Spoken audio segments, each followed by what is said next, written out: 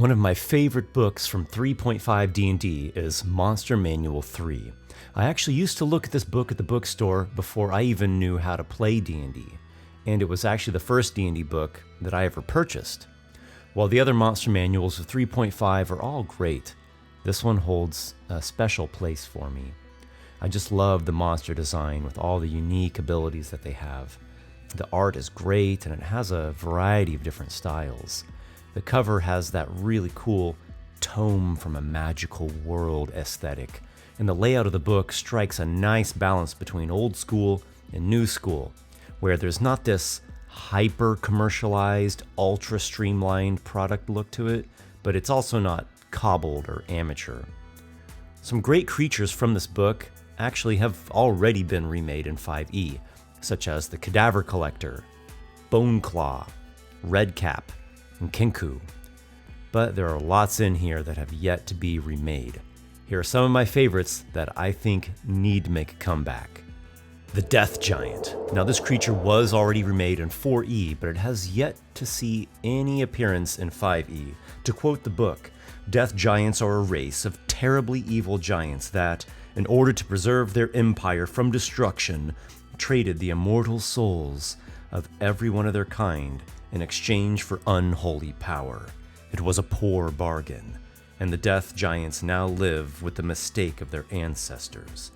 The souls of Death Giants are bound for destruction on the negative energy plane, and their link to that profane realm grants them spell-like abilities and great powers over the souls of others. Another great thing about this Monster Manual 3 book is that all the creatures get flavor text.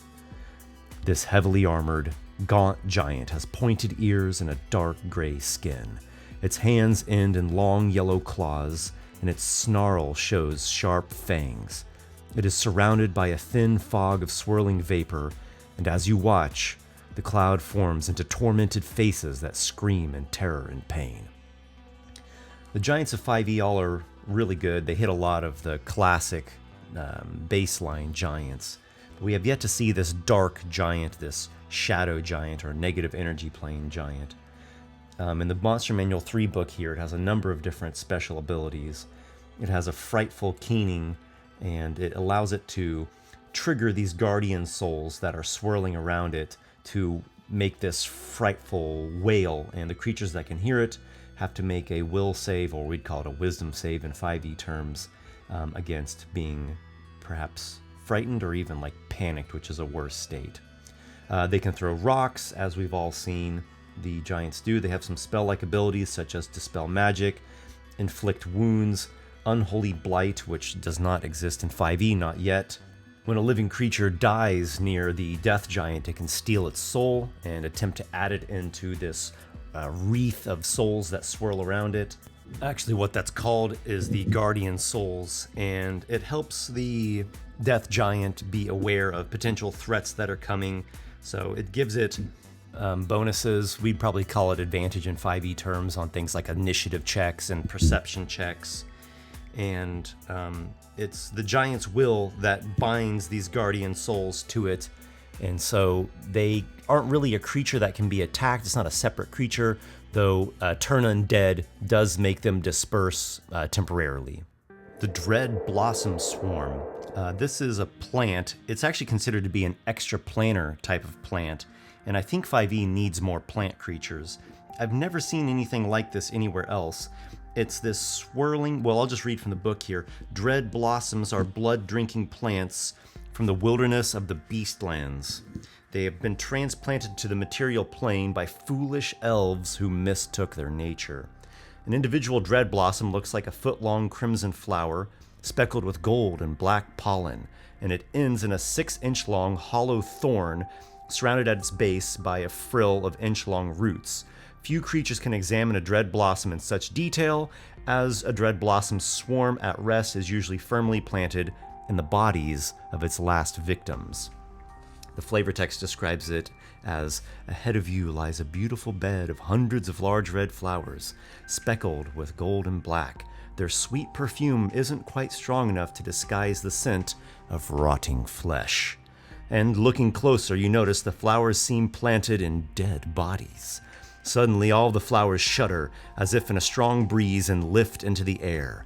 They fly up like a flock of sparrows coming aloft and swoop around towards you with flowers pointed away and wicked thorns aimed in your direction. So this pollen that they have actually is a poison. If you fail your con save, you're paralyzed for a round, and then you repeat it at the end of that your next round. And if you fail it a second time, you're actually paralyzed for a minute. That might get softened up a little bit in 5e. It has a distraction effect where any living creature that's inside the swarm's area, it has to make a con save, otherwise it loses its concentration. And it has a blood drain ability that it can use against paralyzed or otherwise immobilized targets and deal constitution damage to them. It also has regeneration 5, and the regeneration can be negated by fire or cold damage. A dreadful plant monster here. The Grimweird. This is a medium, lawful evil undead creature. This withered, aged human crackles with dark light that seems to be holding him together. His bones seem to have shrunk like the muscles can't hold them up. Grimweirds are weak, withered, paranoid former humanoids who have tapped into the energy of the negative energy plane. They wield this energy to summon guards, raising the spirits of hell if necessary for their frail, barely animated bodies. They're never alone. They're always encountered with at least one other monster that they have summoned. They never rest, and they devote themselves to summoning other creatures. It is these constant demands that make Grimweirds reviled on planes from which monsters are summoned. So we've got here now a second negative energy plane monster, which I think there's a lack of those in 5e. The first one was that death giant. And I also think this hits a potential niche or something that we haven't seen utilized a lot in 5e, is a summoner monster. Not only a summoner, but in this case, it's this undead summoner. So it has taken things to this extreme mockery point to where it's exploiting and harming the planes from which creatures get summoned. Along with the summoning monster, it also has spell-like abilities of Dispel Magic and Protection from Evil and Good and Planner Binding. In 5e terms, we'd call that innate spellcasting. Its claws do an energy drain effect, which in 3e terms, this bestowed the dreaded negative levels, which I don't think we'll ever see those come back. So in 5e terms, it might be reducing your maximum hit points for a time, or maybe we could come up with some other creative type of effect for energy draining. And being that its body is this like withered, shrinking, maligned thing, it has an unholy grace where it actually has its charisma modifier added into its AC and its saving throws. Otherwise, it would be extremely frail physically. So, a terrifying undead thing if you ask me. The Lumi. Lumis are medium-sized, lawful neutral creatures that come from the positive energy plane. This is a kind of creature that is lacking in 5e. There are not very many creatures with connections to the positive energy plane. In 3e terms, the Lumi is an outsider. I think in 5th edition it would get categorized as celestial. A solemn and dignified head floats about 6 inches above the shoulders of the otherwise headless body of this stocky humanoid creature. The being's skin glows softly, and white light peeks between the cracks in its armor. The Lumi are a race of warriors and healers who live on the positive energy plane. There they build towering cities of glass and light that are protected from intruders simply by virtue of the plane's danger to non-native life. The power of unchecked positive energy keeps all but the most curious from even reaching their doorstep. The Lumi worship light as a concept rather than owing allegiance to any singular deity. They praise its ability to uncover that which is hidden and see it as a symbol of purity and truth. The Lumi themselves are honest to a fault, and they are known for their inability to hold back from telling others blunt and unflattering truths. They despise deception above all other offenses, and lies or even simple illusion spells are capital crimes within their settlements. The Lumi often travel to the material plane to battle wielders of negative energy, or known deceivers. This can make them allies of good-aligned creatures for a time, but they put their own code of honesty and truth ahead of the well-being of others. They think nothing of slaying those who offend their morality. So they have some interesting different abilities here. Their bodies glow, so they shed light in their own innate light aura. They're also immune to certain effects that we would probably consider necromancy type effects. They're immune to death spells and negative energy effects and energy drain, things like the inflict wound spells and chill touch. So I really think in 5e terms they would have resistance or even immunity to necrotic damage. They're also adapted to living on the positive energy plane, as we just heard. Usually creatures that are not from the positive energy plane have a difficult time even being there because you get infused with too much energy and you can explode.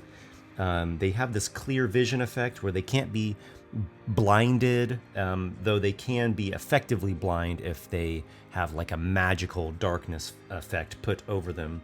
And this very striking characteristic is that they have a floating head, and they can rotate that head 360 degrees. So enemies do not gain any kind of benefit for flanking them. They can't have their heads cut off. They cannot be strangled or suffocated. They have some spell-like abilities as well. They can cast light, cure wounds, glitter dust, which I think we would just wrap that in with fairy fire in 5e terms, and disrupt undead. So I actually forget the specifics on this spell, but it has something to do against repelling or harming undead creatures. And interestingly, just after the creature that cannot be strangled is the lurking Strangler. Now, a lot of people really like the Gazer as being the minor beholderkin type creature, and the Gazer is cool in its own way. But I have always preferred the lurking Strangler. It might be the most minor of all beholderkin, but it's got some cool little tricks that it can do. It's described as a 3-foot-long strand of striated muscle connecting 2 floating eyeballs. The strand flexes and twists. It's a tiny aberration, usually it's lawful evil, and it floats around with a magical fly speed of 20 feet. Many species enjoy pets that resemble themselves. Some humans keep monkeys as companions, or some rakshasas keep house cats. Gouths and beholders enjoy lurking stranglers. This lesser creature acts as a companion, pet, and occasional spy for them. I don't think it can actually speak. I think it understands what we'd consider deep speech. Exactly. Here it says they understand beholder and common, but they have neither a mouth nor any means of speaking. They can communicate by twisting their bodies. A wide open posture usually signifies assent or agreement, and a tight spiral indicates fear, tension, or disagreement. They have a couple neat little tricks they can do. They have 2 eye rays, one from each eyeball. One is cause fear, and the other is sleep. Their main form of attack is this suffocation, which they can only use against a helpless target. So in other words, a sleeping target, an unconscious, paralyzed target, and it wraps itself around the victim's neck and chokes it to death. It has all-around vision, which in 5e terms we'd give it like expertise and perception, or maybe advantage with perception checks. And it can't be flanked, or flanking does not provide the foes any benefit. I just love the creepy image in my head of adventurers taking a rest in a dungeon, and the one who's on watch notices in the middle of the rest these 2 eyeballs peering around a corner, spying upon them, and the brave adventurer rushes over there to confront whatever strange horror, and it turns the corner, and on the other side it's just the floating eyeballs with the little strand of tissue. Next up we have the Night Twist. So this is another plant creature. This time it's a higher challenge rating of a CR 12, a darker plant monster. You see a large, black, leafless tree characterized by unnatural and unsettling shapes. It radiates gloomy twilight, nightmares, and sorrow. Long before luckless travelers in more remote and foreboding marshes even see the harrowing sight of the lone Night Twist, they hear its haunting and melancholy song. The ghostly moaning sounds of its song seem slightly different to every traveler. For some, the song of a Night Twist sounds like women weeping. To others, it is more akin to a cold wind blowing over a desolate graveyard. Most likely, the despair song of a night twist is the most sorrowful sound each traveler can conjure within his or her own mind. Night twists subsist in the most inhospitable marshes, feeding on the rotting carcasses of creatures and travelers attracted by its despair song. A typical night twist stands 15 feet tall. In combat, a night twist, when it's actively seeking victims, sends out its despair song in order to bring its prey in. When those who are lured by the song come within reach, a night twist uses its phantasmal killer spell ability. A night twist employs its powerful slam attack only if opponents first survive the phantasmal killer. The night twist uses entangle and deeper darkness if the opponents are trying to escape. When the night twist feels threatened, it uses its wind blast ability and its fear spell-like ability. So let's read this despair song. Every evening, a night twist emits a sorrowful sound that inspires melancholy and despair in all creatures that have an intelligence score of 6 or higher and within a radius of 5 miles per hit die of the night twist. So the typical night twist has 15 hit dice, so we're looking at an average of a 75-mile radius. That's quite an expansive area. Those who fail the wisdom saving throw effectively are affected as if by the crushing despair spell, and they must seek out the source of their sorrow, the night twist, to the neglect of all other tasks or needs, including eating or sleeping. If physically restrained and not allowed to seek out the night twist, a victim of this despair song loses 1d10 hit points every evening until it dies or the enchantment is removed. Relocating a victim outside the area affected by the night twist song does not end the enchantment. Also, killing a night twist invites a death curse. It's similar to the effect of a nightmare spell. The creature dealing the death blow has to make a wisdom saving throw to avoid being cursed with the hideous and unsettling nightmares that prevent restful sleep and deal 1d10 points of damage. The recipient becomes fatigued, exhausted, unable to prepare or ready arcane spells for the next 24 hours. The nightmares and resulting damage affect the subject every night until the curse is removed or the victim dies. And this is a point where I would like to mention a house rule that I have used for a very long time. When it comes to things like curses and diseases, I think it kills the tension of the game, and it really weakens the monster's abilities when you can simply cast a remove curse or a remove disease spell, or a paladin spends a mere 5 hit points worth of a lay on hand. So I always require that the person who's trying to remove the curse or the disease has to make a spell casting ability check against a certain DC, and if they fail, they are unable to get rid of that curse or the disease. They need to find some other way, maybe travel to a grand temple and seek out a high priest, find some kind of magic item that can cure it, maybe just gaining another level and sufficiently getting stronger in their own abilities could allow them to retry it. But I really don't like the way that certain spells, they just automatically cure effects that otherwise should be grave, devastating, dangerous, lingering, deadly things, and things that also provoke a lot of really good storytelling because they provide so much tension and consequence to entangling with things such as a night twist. The next creature here is the Nycter. They are cave-dwelling bat folk who strive to live peaceably and well.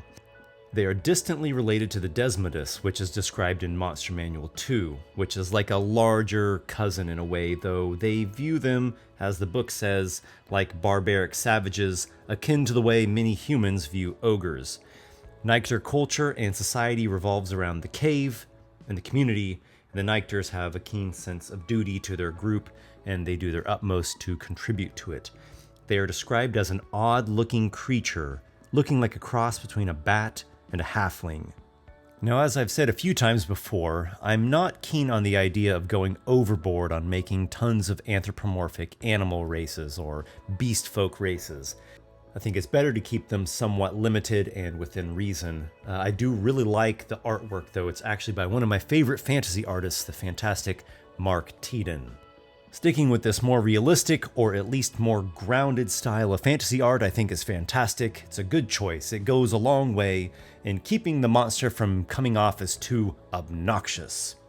Nycters prefer peace over war. If they encounter other creatures without being noticed in turn, they often choose to avoid them altogether.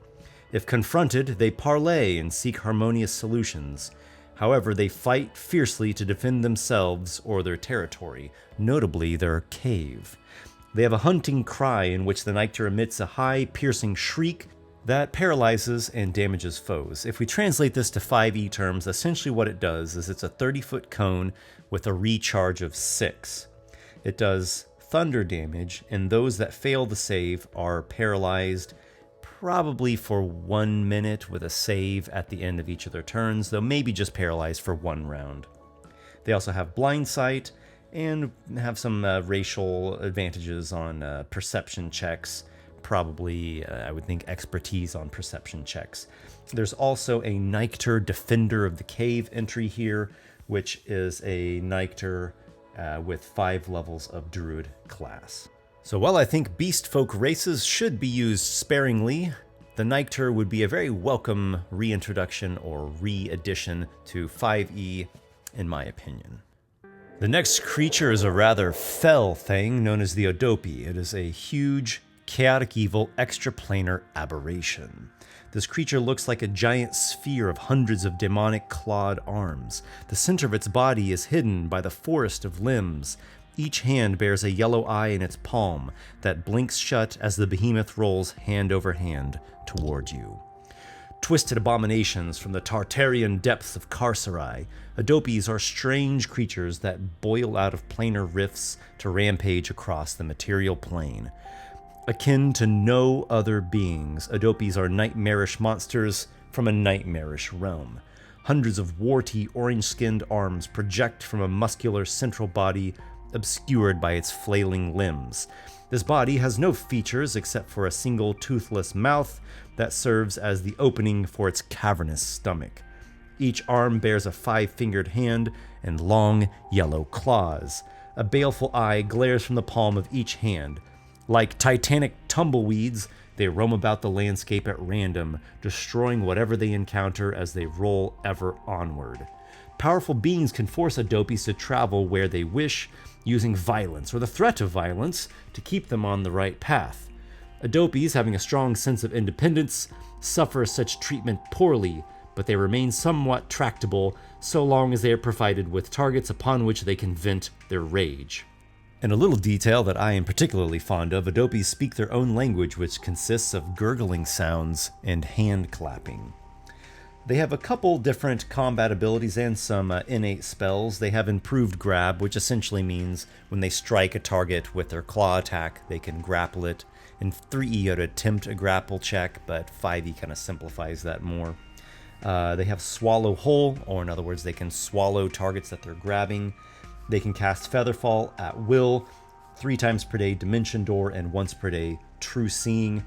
It can throw stones, it can trample over foes, and it has an all-around vision, giving it essentially expertise on perception, and they cannot be flanked.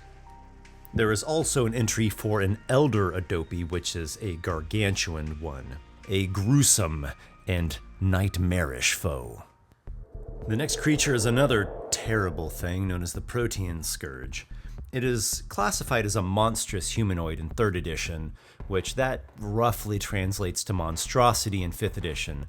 However, I think that this creature probably would be classified as a fiend in 5th edition.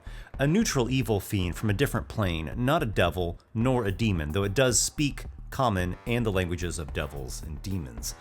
This creature stands 7 feet tall with red, pebbled skin and 2 massive horns sprouting nearly straight up from its forehead. Its angular features look vaguely demonic, and its many sharp, pointed teeth only add to that impression. Its legs are almost unnaturally long, well over half its body length, and its long arms display 4 fingers with wickedly curved, 8-inch long claws. Also, in the artwork here, we see that it is holding a scythe weapon, and we see in the stat block that it can attack with either the scythe or with its claws. Aside from these melee attacks and some resistances such as resistance to probably non-magical, non-silver weapons in 5e terms, as well as resistance to cold and lightning and magic resistance, the creature has some very potent abilities. It casts spells as an 8th level sorcerer, and it generally favors illusion and transmutation magic, things like haste, displacement, greater invisibility, mage hand, charm person, ray of enfeeblement, mirror image. It also has a very striking ability to split itself into two. This actually occurs when it gets damaged, and the Protean Scourge separates into two Protean Scourges, which is actually not an illusion effect, mind you. Both of the twins have all the full abilities and capabilities and attacks, and they each have their own instance of the hit points. The only thing that's shared are the spells. They all draw from that same pool of spell slots when both of the Protean Scourges cast. It can also spend a minute to reform its two halves or its two selves back into one. In addition, it has a change shape ability in which it can assume the shape of any kind of humanoid creature. It cannot do this while it is split into two, however. Cases of mistaken identity are common with Protean Scourges, which just adds to their reputation as deadly assassins. Protean Scourges love to kill. Most find that their natural abilities make them highly effective as assassins, able to get close to a target without its knowledge. Then they strike when the moment is most opportune. A Protean Scourge strikes from the shadows, using its magic to lead opponents into traps, or to separate them into easily slaughtered smaller groups. Once it is ready to strike, a Protean Scourge uses its claws or its scythe and horns to gouge a foe.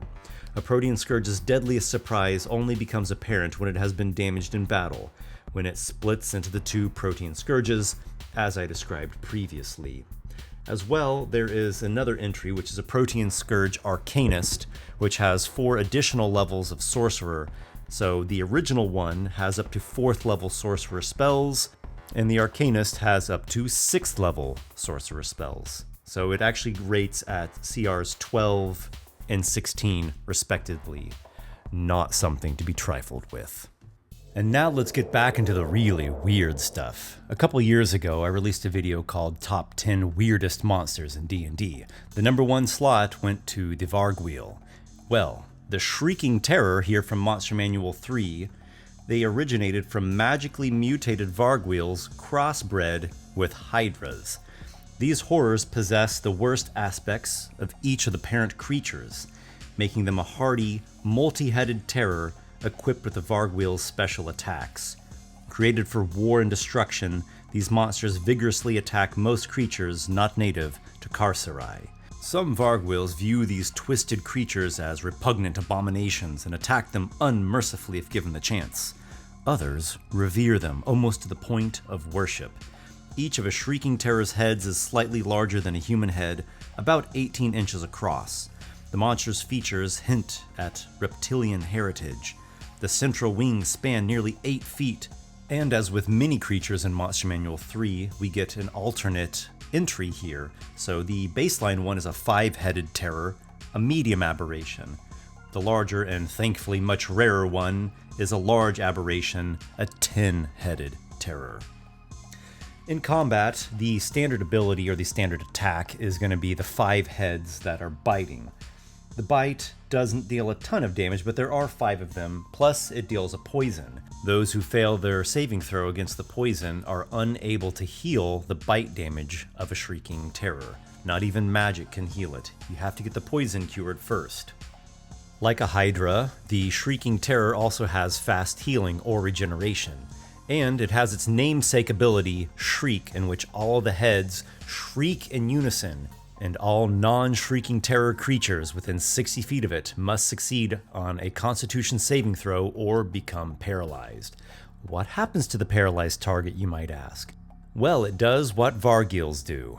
It goes and it kisses the target, who must make a saving throw, in this case, a very high DC Constitution saving throw, or be inflicted by this magical transformation, a terrible thing that takes place over the course of a certain number of hours. During the first 1d6 hours, the victim's hair falls out. During the next 1d6 hours, their ears grow out into leathery bat-like wings, and tendrils sprout from their chin and from their scalps. Also, their teeth become long, gruesome fangs. Over the next 1d6 hours, the target suffers 1 point of intelligence and charisma drain per hour, down to a minimum score of 3 each. And after the final 1d6 hours have passed, the head rips free from the body, fully killing the original subject and transforming into a Vargil. Now, direct sunlight or even the daylight spell can delay this ultimate doom, but it does not actually reverse the process. It merely puts it on hold or on pause until the target no longer is within the sunlight. This creature made my skin crawl in those days of yore, and every time I go back and revisit this entry in Monster Manual 3, it has the same effect on me. Next is a medium-sized fey creature, though I think it also could be done as a plant creature. It's neutral evil and is described as following. This frightfully thin humanoid has long, pointed fingers and a forest of razor-sharp wooden spines for hair. Its tongue is overly long and studded with wooden splinters and barbs. Its thick skin has barb-like texture and patches of thorns jutting from it, and its black eyes dart about wildly. In fact, the artwork is one of my very favorite things about this creature, done by Jonathan Wayshak, who also did that lurking Strangler we heard about just earlier in this video. As I talked about in my video about comparing older editions art to 5th edition art, this is the style of art that unfortunately we just do not find anymore in modern Dungeons & Dragons, which I will have you know is much to my chagrin. But I digress. Unlike most Fae, who are most at home in the wilderness, the sinister Splinterwaif lurks in the narrow alleyways and tangled slums of large cities. As long as its environment contains large amounts of old, weathered wood in which to hide, and a fair amount of young children to catch, and transform, and eat, a Splinterwaif is happy. Splinterwaifs are masters of camouflage, and they are rarely seen except by their victims. A Splinterwaif moves with remarkable speed, clambering up vertical surfaces with ease, and this is indeed true, as it has a 50-foot walking speed and a 50-foot climbing speed. A Splinterwaif appears superficially like a thin, lithe humanoid. Its skin can change between a multitude of colors. Thorns jut from its skin, some dropping off while others rapidly grow to replace those that have fallen. A typical Splinterwaif is 5 feet tall and it speaks Sylvan. They lie in wait in places like piles of discarded lumber, ramshackle buildings, and decommissioned ships. They attack with surprise and sneak attacks. Yes, in fact, it does have 2d6 of sneak attack damage. There is also a Splinterwaif Knave variant, again giving us 2 good entries for this creature. And in that case, the sneak attack goes up to 4d6. It has some very interesting abilities. It has Call Brambles, where it can cause a thorny branch to grow out of a non-magical wooden surface within 30 feet of it. It works sort of like an animated object, and this wooden bramble branch arm tendril can claw and swipe and flank and grapple, and it does have its own AC and hit points. The camouflage ability of a Splinterwaif is very potent. Now, it has to stay still in order for the camouflage to work, but while it is motionless, it gains a wonderful benefit to its stealth ability. It has a Splinter Spit ability, which is essentially a ranged attack as it spits out these thorns or splinters at creatures. It has a sniping-like ability that goes along with this Splinter Spit, in which right after making its attack, it can roll a stealth check, maybe in 5e terms we'd say with disadvantage, and if it succeeds, the targets don't know where the creature is, it remains hidden. It has a Superior Woodland Stride, which essentially just allows it to negate difficult terrain, even difficult terrain, and harmful brambles and spikes and such that are created by magic. And it has a transformation ability. Now, it does not transform itself, no. It transforms its victims. It makes dead bodies grow into bushes or thorn brambles. It also prevents the dead body from being revivified or raised or resurrected. So there's a lot to love about the Splinterwaif. It has very striking, stylish art. It has these great high mobility skirmisher rogue type abilities in combat. As well, it has some other more, gruesome effects that go along with it. All in all, I love this creature, and it's one that I think would translate wonderfully well into 5th edition.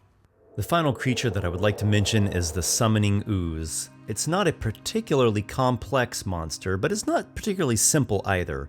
It's something that we don't see a lot of. Oozes are rare, and summoner creatures are rare, so putting it together I think is a fantastically uncommon type of monster. So it does about what you would normally expect from an ooze. It has a low armor class, it's not particularly fast, and it can attack with these pseudopod type slams that deal bludgeoning and acid damage. The creature itself does have a bit of fast healing, and it is immune to acid and actually fire, and it does the ooze things where it can squeeze through small spaces. Its namesake ability is a summon monster, and once per round as a standard action, it can summon out a creature. Now the baseline summoning ooze draws upon what was called Summon Monster 1 in 3rd edition, which those are pretty minor monsters. They're not really going to be very high CRs. In 5e terms, maybe it would summon like a CR 1/4 monster, maybe a CR 1/2. But there are some guidelines for making stronger variants of the Summoning Ooze, that they have more hit dice, and they can summon not only more monsters, but stronger types of monsters. Its description is as follows. A gelatinous creature slides towards you. Its body is nearly transparent except for a number of strangely glowing arcane symbols that seem to float within its protoplasm. The symbols seem to form a circle within the ooze, glowing and pulsing as it moves. I also do want to mention once again the wonderful art by Mark Teeden. He's been an artist that I have loved since the early days of Magic the Gathering. I don't think he's quite so active anymore, and he's especially not very active within Wizards of the Coast products.